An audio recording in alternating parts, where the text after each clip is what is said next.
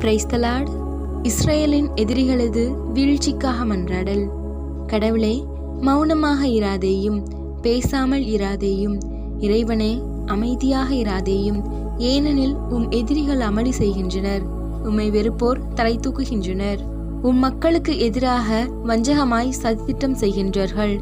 அவர்கள் என்றென்றும் கலங்குவார்களாக, ஞானமுற்று அழிந்து போவார்களாக. ஆண்டவர் என்னும் பெயர் தங்கும் உம்மை, உலக அனைத்திலும் உன்னதரான உம்மை அவர்கள் அறிந்து கொள்வார்களாக.